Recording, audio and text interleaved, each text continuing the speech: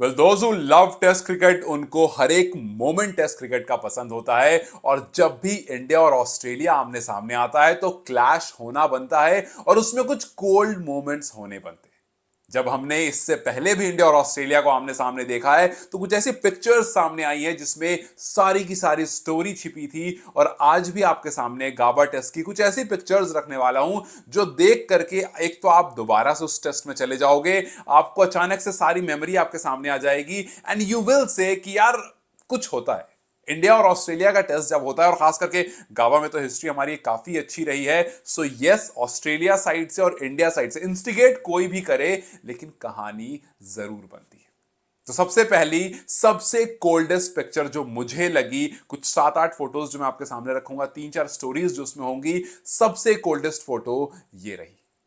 Travis head celebrate कर रहे हैं और सामने उस फ्रेम में विराट कोहली हैं और ट्रेविस हेड विराट की तरफ देख रहे हैं। इट फील्स इट्स लाइक वो विराट को कह रहे हैं कि see you can't do anything about it, I scored a century, वहां पर जहां पर ऑस्ट्रेलिया वर 75 फॉर 3, 316 पर चौथा विकेट उनका गिरता है। और इस बीच में ट्रेविस हेड और स्टीव स्मिथ जो कमाल करते हैं, ट्रेविस हेड इंडिया के खिलाफ अक्सर कुछ ऐसा करते हैं, फर्स्ट टेस्ट में 50 मारा, सेकंड टेस्ट में सेंचुरी करी, थर्ड टेस्ट में सेंचुरी करी, और मानो वो विराट कोहली को देख रहे हैं और कह रहे हैं कि you can't do anything about it. अब देखो उनके चेहरे पर वो अग्रेशन साफ दिख रहा है कि सी आई डिड इट।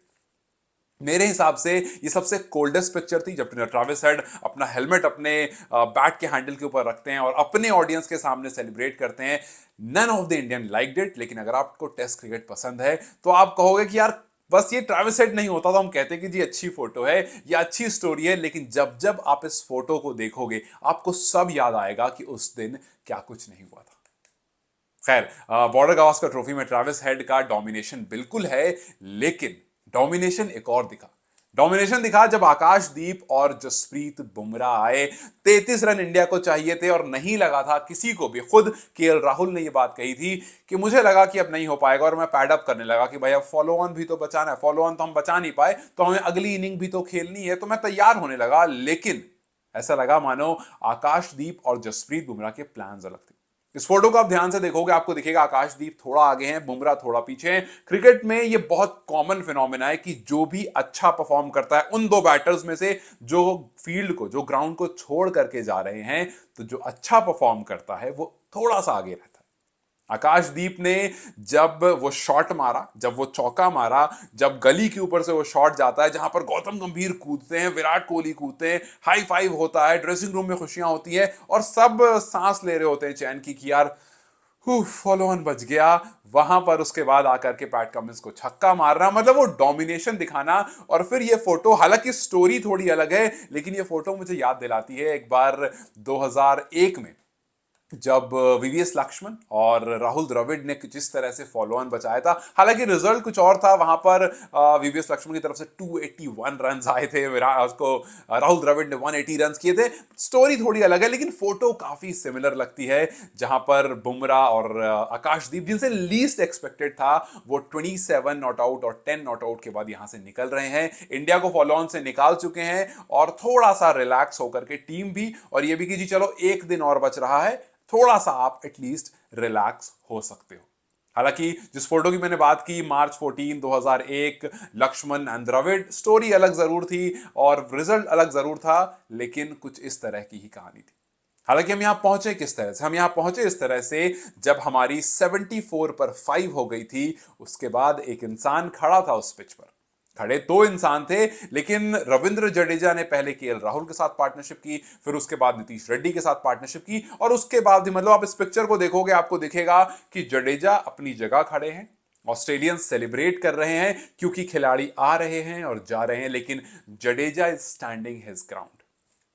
पहले राहुल के साथ पार्टनरशिप, हालांकि राहुल की भी काफी अच्छी इनिंग थी, लेकिन राहुल आउट होते हैं, फिर उसके बाद नीतीश का पार्टनरशिप, हाफ हाफ सेंचुरी की पार्टनरशिप होती है, उससे प्लस में पार्टनरशिप जाती है, और फिर कहीं ना कहीं वो जो पिच पर खड़े होकर के ये पिक्चर आई है, this looks like a picture perfect, exactly like the other one, like this picture, जहां पर केएल राहुल पिच की तरफ देख रहे हैं, मानो कि इस पिच को सबसे अच्छी तरह से अगर किसी ने भी समझा तो वो केएल राहुल।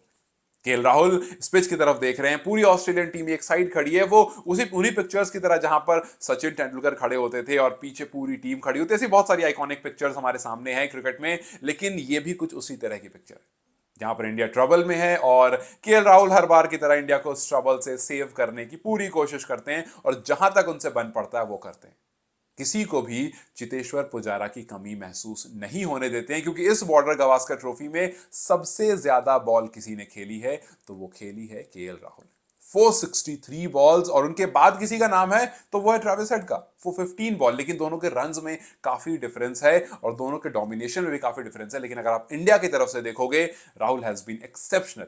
सिर्फ कल नहीं, सेना कंट्रीज में 2020 के बाद राहुल का एवरेज जो रहा है वो 41 प्लस रहा है। काफी बार आकर के टीम को बचाया। साउथ अफ्रीका में भी कुछ ऐसी ही सिचुएशन थी और वहां पर भी आके बचाया था। एक वो राहुल द्रविड़ थे मिस्टर डिपेंडेबल, और एक ये केएल राहुल हैं जिन पर काफी ज्यादा हम डिपेंडेंट होते जा रहे हैं। जो पिछले कुछ टाइम में आप देखोगे सिर्फ सेना कंट्रीज में तो 6 बार वो 80 प्लस स्कोर कर चुके हैं।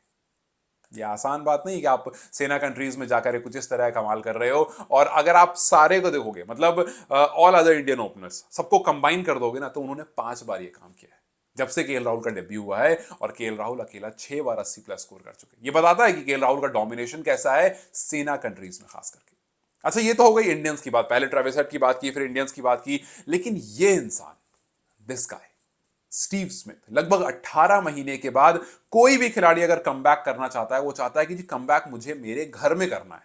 बिकॉज आपका ऑडियंस आपके सामने होता है। वो ऑडियंस जिसने आपसे शिकायत की है, वो ऑडियंस जिसने आपको क्रिटिसाइज किया है, वो ऑडियंस जिसने आपको सपोर्ट भी किया है, आज उसी के सामने आपको रन्स भी करने हैं। आप उसी के सामने आते हो, शतक लगाते हो। और इंडिया के खिलाफ वैसे भी स्टीव स्मिथ का रिकॉर्ड काफी अच्छा है। अगर आप 2023 के बाद देखेंगे, सारी कंट्रीज को मिलाकर के, सिर्फ ऑस्ट्रेलिया नहीं, सारी कंट्रीज को मिलाकर के, उसमें भी स्टीव स्मिथ का नंबर दूसरे पर है, जहां पर इंडिया के खिलाफ सबसे ज्यादा रन्स करने वाले खिलाड़ी की लिस्ट।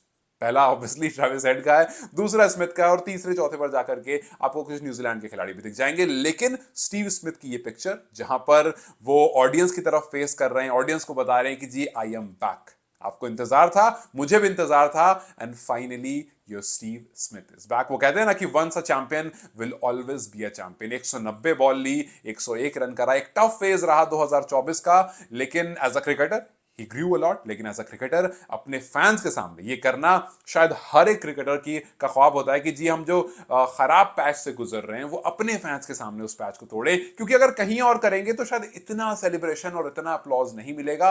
अपने घर पर करेंगे तो लगेगा कि हाँ जी, इन्हीं को प्रूव किया है, क्योंकि इनको ही एक्चुअली प्रूव करना था, बिकॉज दे मैटर।